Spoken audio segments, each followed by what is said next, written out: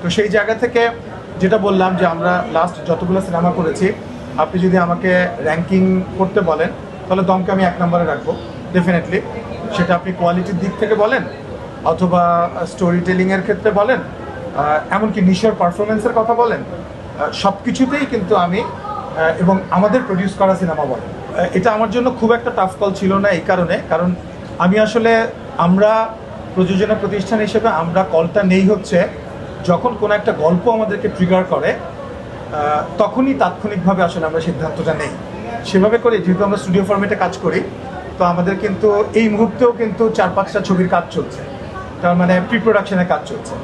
তো রিলিজটা হয়তো একের পর এক হবে, কিন্তু সাইমেলটেনিয়াসলি কিন্তু আমরা বিভিন্ন প্রজেক্টসের কাজ করতে পারি।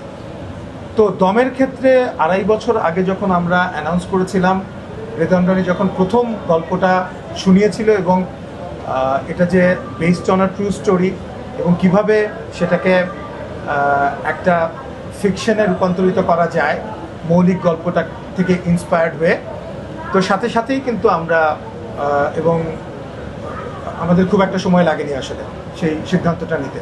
আর আপনি যেটা বললেন যে হ্যাঁ, যেহেতু এটা একটা বড় ছবি এবং বড় অ্যারেঞ্জমেন্টের ছবি, বিদেশে লোকেশন আছে, বাংলাদেশে লোকেশন আছে, সব কিছু মিলিয়ে এটা একটা চ্যালেঞ্জ ছিল, যে কারণেই কিন্তু আমাদের এত সময় লেগেছে আসলে সিনেমাটা নিয়ে দর্শকের সামনে হাজির হতে।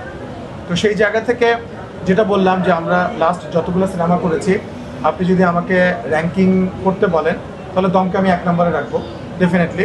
সেটা আপনি কোয়ালিটির দিক থেকে বলেন অথবা স্টোরি টেলিংয়ের ক্ষেত্রে বলেন, এমনকি নিশোর পারফরমেন্সের কথা বলেন, সব কিছুতেই কিন্তু আমি এবং আমাদের প্রডিউস করা সিনেমা বলেন, এবং দর্শকের যে উন্মাদনা, যে উচ্ছ্বাস, সেটা থেকে দর্শকরা যেভাবে করে সাপোর্ট করছে প্রথম দিন থেকে দ্বিতীয় দিন, দ্বিতীয় দিন থেকে তৃতীয় দিন, আমার কাছে মনে হচ্ছে যে আমাদের লগ্নিকৃত টাকা ওঠানো খুব একটা কঠিন হবে না।